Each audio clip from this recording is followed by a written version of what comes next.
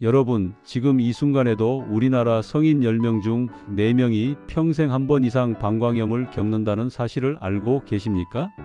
더 충격적인 것은 방광염이 단순히 불편한 증상으로 끝나는 게 아니라 잘못 관리하면 신장까지 손상시켜 평생 고통받을 수 있다는 겁니다. 방광염, 우리는 늘 여성들만의 문제라고 생각합니다. 하지만 의학 연구들이 밝혀낸 바에 따르면 남녀노소 누구에게나 찾아올 수 있으며 특히 재발률이 무려 50%에 달하는 무서운 질환입니다. 오늘 이 영상에서는 방광염의 9가지 주요 증상과 함께 방광 건강을 지키는 최고의 식품들, 그리고 반드시 피해야 할 것들을 자세히 알려드리겠습니다. 이 정보는 여러분의 삶의 질을 완전히 바꿔놓을 수 있습니다. 자, 그럼 지금부터 절대 놓쳐선 안 될 방광염의 증상들을 하나하나 살펴보겠습니다.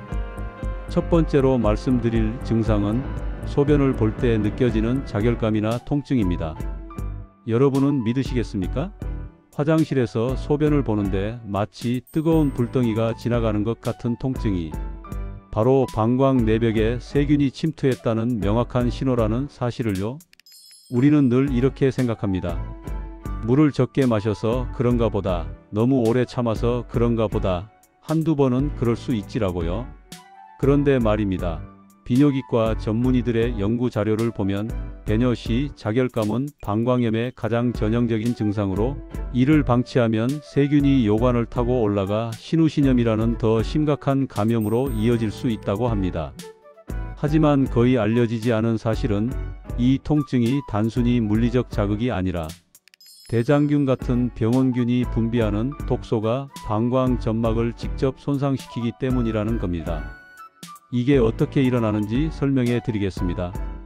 우리 방광의 내벽은 요로상피라는 특수한 세포층으로 덮여 있습니다. 마치 성벽의 보호막처럼 세균의 침입을 막아주죠. 그런데 대장균 같은 병원균이 요도를 통해 침투하면 이들이 분비하는 내독소와 용혈소라는 물질이 이 보호막을 파괴합니다. 손상된 점막에 산성인 소변이 닿으면 마치 상처에 소금을 뿌리는 것처럼 극심한 자결감과 통증이 발생하는 겁니다. 최근 한 의학 저널에 실린 사례를 보면 서울에 사시는 32세 김모 씨의 경우가 있습니다. 이분은 처음 배뇨 시 통증을 느꼈을 때 바쁘니까 나중에 병원 가지 뭐하며 3일을 버텼다고 합니다. 그런데 통증이 점점 심해지더니 나중에는 소변에 피가 섞여 나오고 열까지 나기 시작했습니다. 응급실에 갔을 때는 이미 신우신염으로 진행돼 일주일간 입원 치료를 받아야 했습니다. 그렇다면 어떻게 해야 할까요? 완전히 병원만 믿고 기다릴 필요는 없습니다. 초기에는 물을 많이 마시는 것만으로도 도움이 됩니다.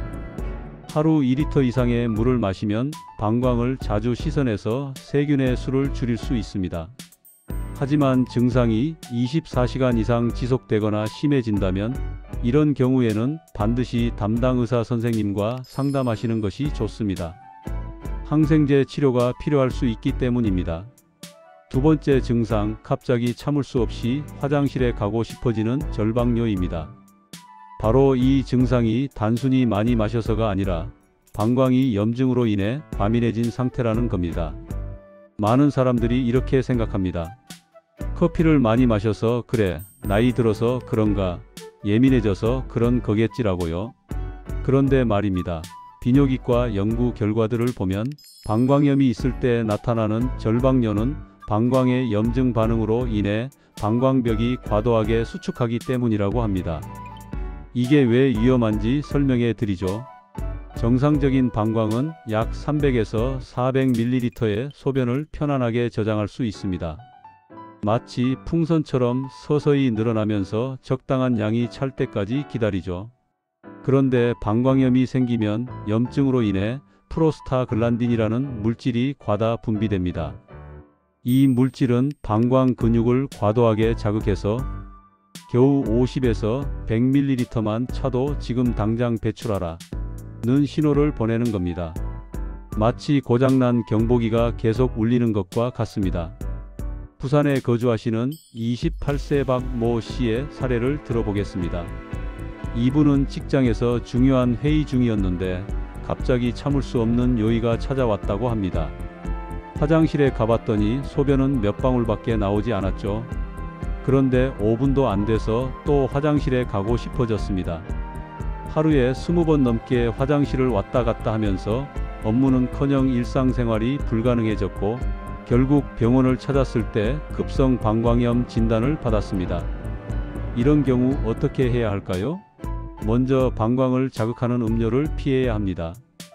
커피, 탄산음료, 알코올, 신주스 같은 것들은 방광을 더욱 자극합니다. 대신 미지근한 물이나 보리차를 자주 마시는 게 좋습니다. 그리고 소변을 억지로 참지 마세요. 참으면 방광 내 세균이 증식할 시간을 주는 것과 같습니다. 하지만 증상이 심하거나 일상생활에 지장이 있다면 전문의의 진단과 처방이 필요한 부분입니다. 세 번째 증상은 소변을 자주 보게 되는 빈뇨입니다.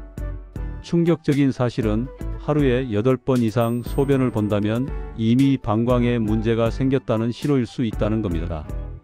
물을 많이 마시면 화장실을 자주 가는 게 당연하다고 생각할 수 있습니다. 하지만 같은 양의 물을 마셔도 방광염이 있으면 정상인보다 2배에서 3배 더 자주 화장실을 가게 된다는 겁니다. 특히 밤에 2번 이상 일어나서 소변을 본다면 이건 명백한 이상 신호입니다. 어떤 메커니즘으로 이런 일이 일어날까요? 방광 내벽에는 신경 말단들이 촘촘히 분포되어 있습니다. 이 신경들은 방광이 얼마나 찼는지를 뇌에 알려주는 센서 역할을 하죠. 그런데 염증이 생기면 세균이 분비하는 염증 매개물질들이 이 신경 말단을 과도하게 자극합니다. 마치 민감도를 최대로 올린 센서처럼 조금만 차도 가득 찼다는 신호를 보내는 겁니다. 게다가 염증으로 인해 방광의 탄력성이 떨어져서 실제로 저장할 수 있는 용량도 줄어듭니다. 대전에서 보고된 한 연구 사례를 보면 45세 최 모 씨는 밤에 화장실을 5번에서 6번씩 가야 해서 제대로 잠을 자지 못했다고 합니다. 낮에도 1시간에 1번씩 화장실을 가야 했고 외출할 때마다 화장실 위치부터 확인하는 습관이 생겼죠. 나이 들어서 그런가 보다 하고 6개월을 버텼는데 나중에 병원에서 검사해 보니 만성 방광염이었습니다. 조기에 치료받았다면 훨씬 쉽게 해결됐을 텐데 하는 아쉬움이 남는 사례입니다. 그렇다면 어떻게 대처해야 할까요? 배뇨 일지를 작성해 보세요. 하루 동안 몇 번 화장실을 가는지, 한 번에 얼마나 나오는지, 어떤 음료를 마셨는지 기록하는 겁니다. 이 정보는 병원에서 진단할 때 매우 유용합니다. 또한 밤에 물을 마시는 시간을 조절하세요. 잠들기 2시간에서 3시간 전부터는 물 섭취를 줄이면 야간뇨를 줄일 수 있습니다. 하지만 근본적인 해결을 위해서는 의료진의 정확한 진단이 필요합니다. 네 번째로 말씀드릴 증상은 소변이 탁하거나 냄새가 심한 경우입니다. 정상적인 소변은 거의 투명하고 냄새가 거의 나지 않는데 악취가 나거나 뿌옇게 흐린다면 그건 방광에 세균이 들끓고 있다는 직접적인 증거라는 사실을요. 많은 분들이 이렇게 말씀하십니다. 아침 첫 소변은 원래 진하잖아. 물을 적게 마셔서 그래, 비타민을 먹어서 그런 거야 라고요. 그런데 말입니다. 임상 연구 자료들을 보면 방광염 환자의 소변에서는 백혈구, 세균, 농, 그리고 염증 부산물들이 대량으로 검출된다고 합니다. 이게 왜 일어나는지 설명드리겠습니다. 세균이 방광에 침입하면 우리 몸의 면역 체계가 작동합니다. 백혈구들이 방광으로 몰려들어 세균과 싸우죠. 이 전투 과정에서 죽은 백혈구, 파괴된 세균 조각, 손상된 방광 세포들이 소변에 섞입니다. 이것들이 소변을 뿌옇게 만들고 세균이 분해되면서 암모니아 같은 악취 물질이 생성되는 겁니다. 마치 전쟁터의 잔해가 물을 탁하게 만드는 것과 같습니다. 광주에서 전해 들은 사례입니다. 38세 이모 씨는 어느 날부터 소변에서 심한 악취가 나기 시작했다고 합니다. 처음엔 뭘 잘못 먹었나 했는데 며칠이 지나도 증상이 계속됐죠. 게다가 소변이 우유처럼 뿌옇게 나오고 심지어 작은 덩어리까지 섞여 나왔습니다. 병원에서 소변 검사를 했더니 백혈구가 정상의 수십 배, 세균 수도 엄청나게 많았습니다. 심한 방광염으로 2주간 항생제 치료를 받아야 했습니다. 이런 상황에서 어떻게 해야 할까요? 완전히 무시하고 넘어갈 일이 아닙니다. 소변 색깔과 냄새의 변화는 우리 몸이 보내는 명확한 경고입니다. 크랜베리 주스가 도움이 될 수 있습니다. 크랜베리에 함유된 프로안토시아니딘이라는 성분이 세균이 방광벽에 달라붙는 것을 방해한다는 연구 결과들이 있습니다. 하루 300에서 500ml 정도가 적당합니다. 하지만 증상이 지속되면 소변 검사를 통해 정확한 원인균을 파악하고 적절한 항생제 치료를 받아야 합니다. 5번째 증상, 하복부나 골반 부위의 통증과 불편감입니다. 생리통이나 소화불량으로 오해하기 쉬운 이 통증이 사실은 방광염의 전형적인 증상이라는 겁니다. 우리는 평소에도 이렇게 생각합니다. 생리 전이라 그래, 가스가 차서 그런가, 변비 때문이야 라고요. 그런데 말입니다. 부인과와 비뇨기과 연구 자료들을 보면 방광염으로 인한 골반 통증은 특징적인 양상을 보인다고 합니다. 주로 치골 바로 위쪽에서 묵직하고 뻐근한 통증이 느껴지며 방광이 차면 더 심해지고 배뇨 후에 약간 나아지는 패턴을 보입니다. 과학적으로 설명해 드리면 방광은 골반 깊숙한 곳에 위치한 주머니 모양의 장기입니다.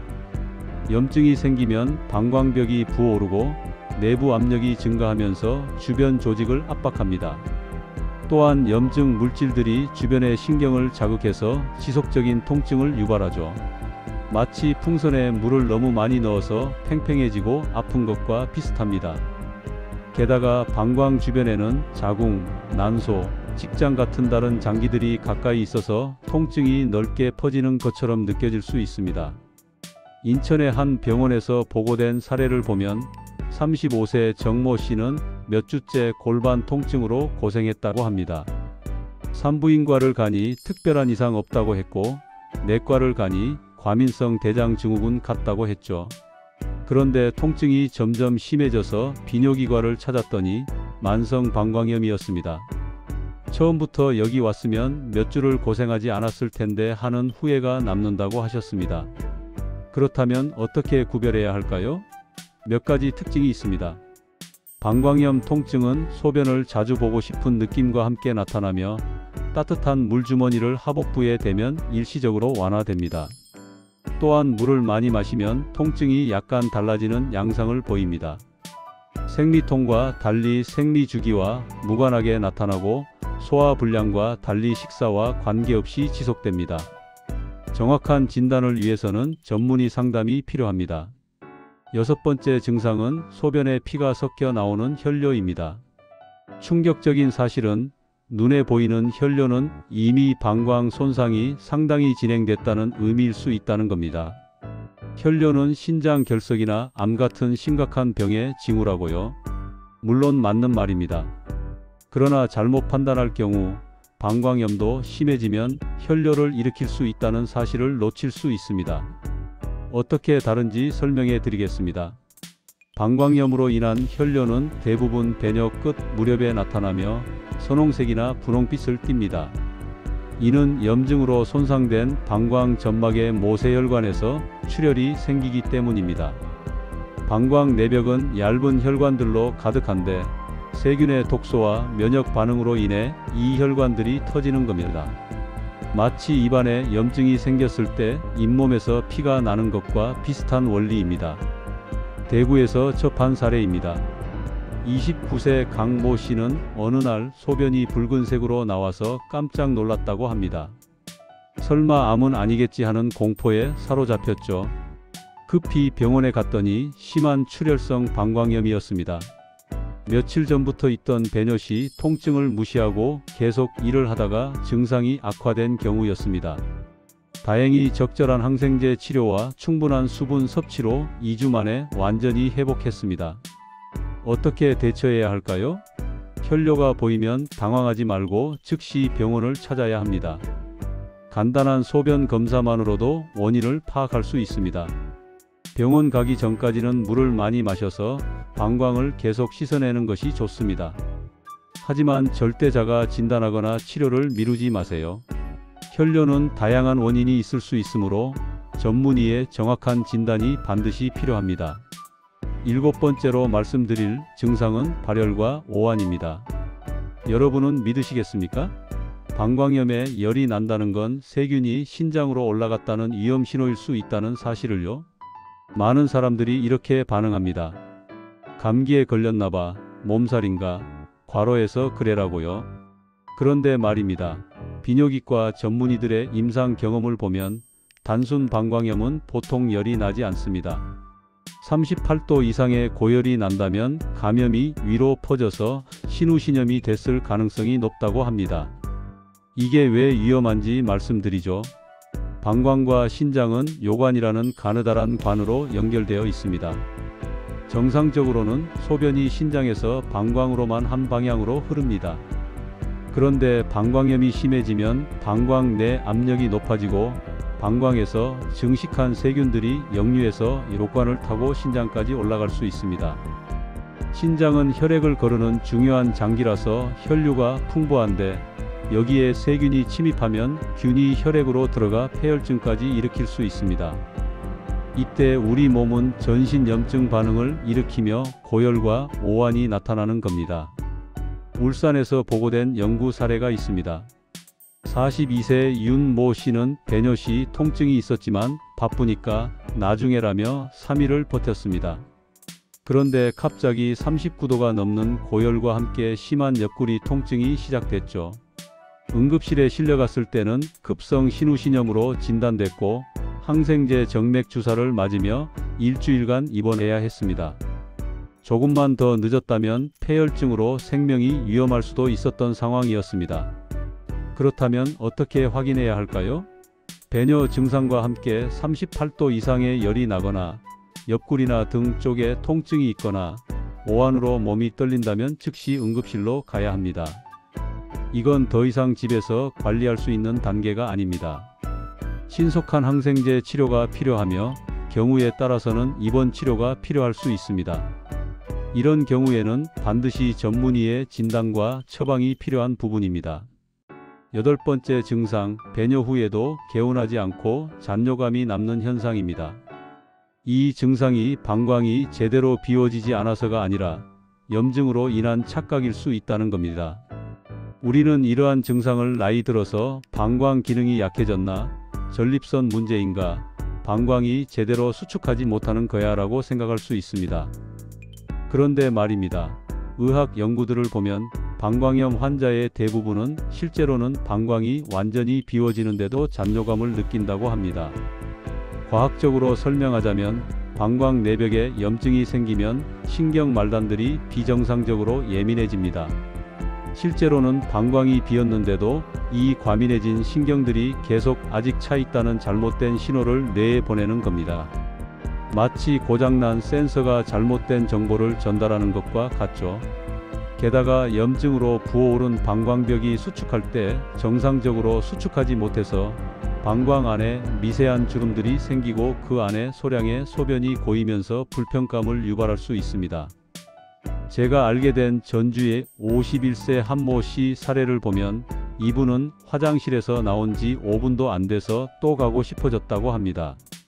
가봐도 몇 방울밖에 안 나오는데 계속 남아있는 느낌이 들었죠.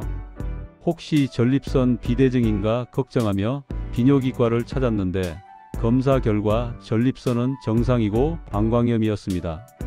항생제 치료 후 이 답답한 느낌이 완전히 사라졌다고 합니다. 이런 경우 어떻게 해야 할까요? 억지로 소변을 짜내려고 힘을 주지 마세요. 오히려 방광과 골반 근육에 무리를 줄 수 있습니다. 자연스럽게 나오는 대로 배뇨하고 물을 충분히 마셔서 방광을 자주 씻어내는 것이 좋습니다. 방광 훈련도 도움이 됩니다.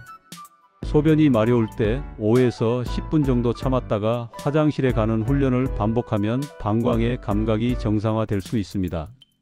하지만 증상이 계속되면 전문의 상담이 필요합니다. 9번째, 마지막으로 말씀드릴 증상은 소변 색깔의 변화입니다. 충격적인 사실은 소변 색깔만 봐도 방광 상태를 어느 정도 파악할 수 있다는 겁니다. 평생 우리는 늘 이렇게 들어왔습니다. 소변이 진하면 물을 적게 마신 거고 맑으면 건강한 거라고요. 그러나 잘못 판단하면 방광염의 중요한 신호를 놓칠 수 있습니다. 이게 왜 중요한지 설명드리겠습니다. 정상 소변은 옅은 노란색부터 호박색 정도의 색깔을 띱니다. 그런데 방광염이 있으면 다양한 색깔 변화가 나타납니다. 뿌옇고 탁한 흰색은 백혈구와 농이 섞인 것이고 붉은색이나 분홍색은 혈액이 섞인 것입니다. 심지어 진한 갈색이나 콜라색이 나타나면 오래된 혈액이 섞였다는 의미일 수 있습니다. 이런 색깔 변화는 방광 내부에서 일어나는 염증과 손상의 정도를 반영하는 겁니다. 청주에서 전해 들은 사례입니다. 36세 여성 조 모 씨는 어느 날 소변이 오렌지색으로 변한 걸 발견했습니다. 비타민을 먹어서 그런가 했는데 며칠이 지나도 계속됐죠. 게다가 점점 더 진해지더니 결국 갈색에 가까워졌습니다. 병원에서 검사했더니 만성 방광염이 악화된 상태였고 방광 내벽에 광범위한 염증과 출혈이 있었습니다. 색깔이 이상하다고 느꼈을 때 바로 왔어야 했는데 하는 후회가 남는다고 하셨습니다. 그렇다면 어떻게 관찰해야 할까요? 매일 소변 색깔을 확인하는 습관을 들이세요. 변기에 물에 섞이기 전 색깔을 보는 게 정확합니다. 사진을 찍어두면 변화를 추적하기 좋습니다.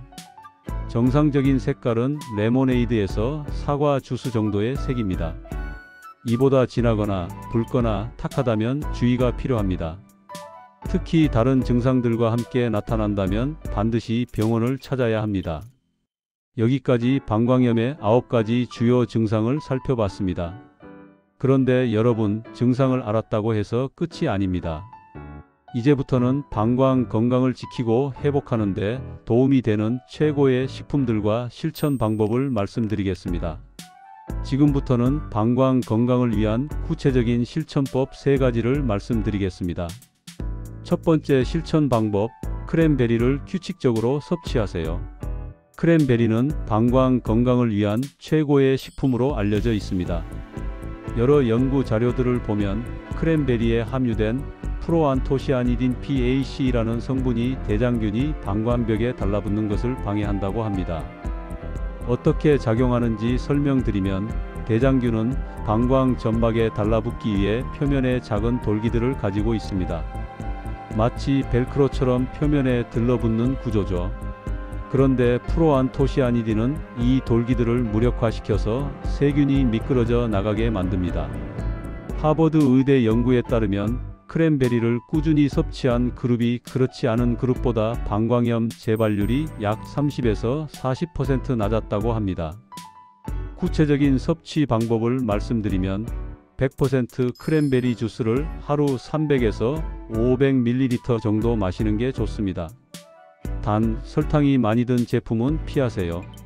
설탕은 오히려 세균 증식을 돕습니다. 생 크랜베리나 냉동 크랜베리를 요거트에 섞어 먹거나 건조 크랜베리를 간식으로 먹는 것도 좋습니다. 아침 식사 후나 저녁 식사 후에 섭취하면 효과적입니다.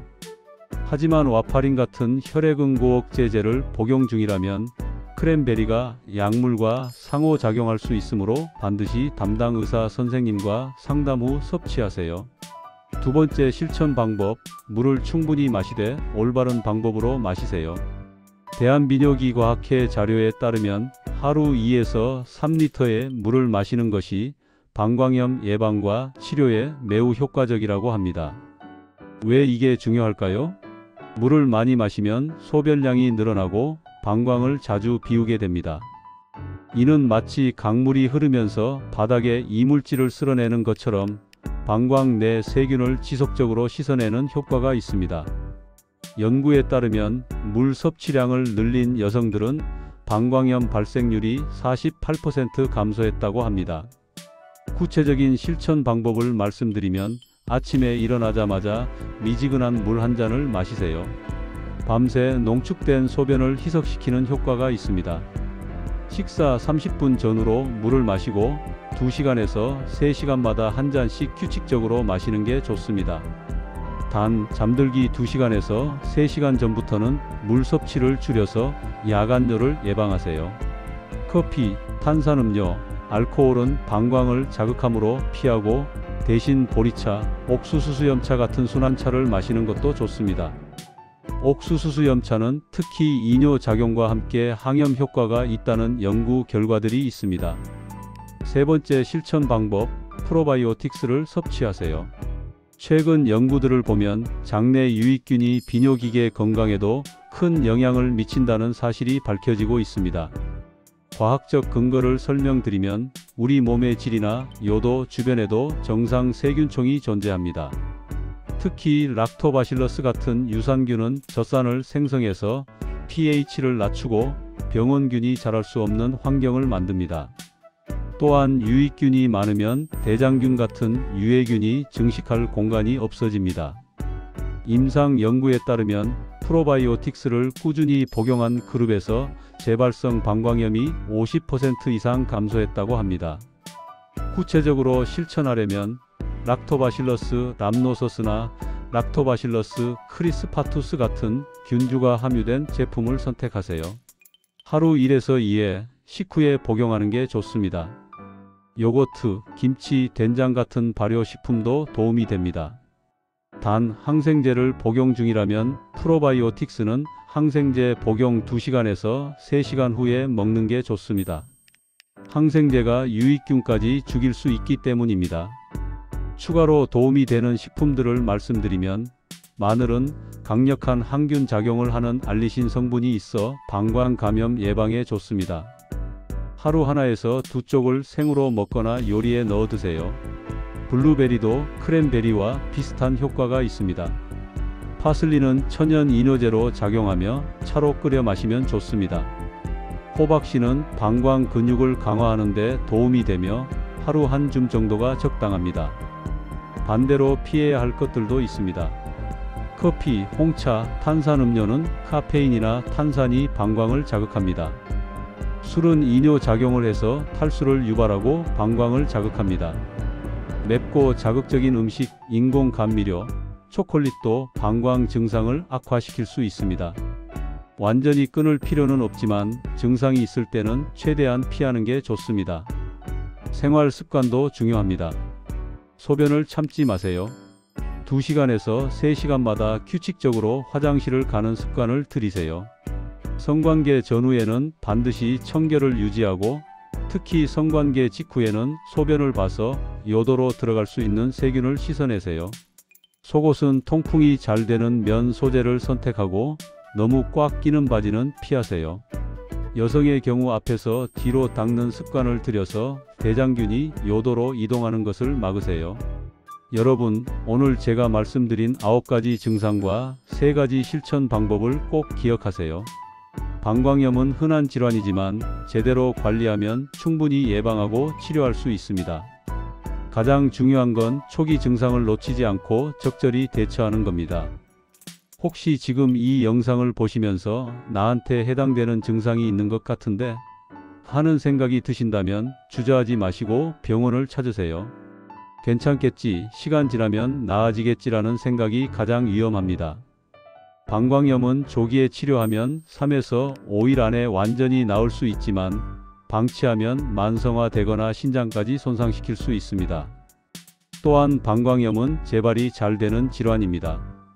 한번 걸렸다고 해서 끝이 아니라 평소 생활 습관 관리가 매우 중요합니다. 오늘 말씀드린 크랜베리, 충분한 수분 섭취, 프로바이오틱스 같은 방법들을 꾸준히 실천하신다면 재발을 크게 줄일 수 있습니다. 여러분의 방광 건강, 여러분 스스로 지킬 수 있습니다. 작은 증상도 무시하지 마시고 올바른 식습관과 생활 습관으로 건강을 지키세요. 여러분과 여러분의 가족이 모두 건강하시길 진심으로 바랍니다. 이 영상이 도움이 되셨다면 구독과 좋아요, 알림 설정 부탁드립니다. 그리고 영상을 끝까지 보셨다면 댓글에 숫자 1을 남겨주세요. 여러분의 참여 하나하나가 더 많은 사람들에게 유익한 건강 정보를 전하는 데 큰 힘이 됩니다. 건강한 하루 보내시고 다음 영상에서 또 만나요. 감사합니다.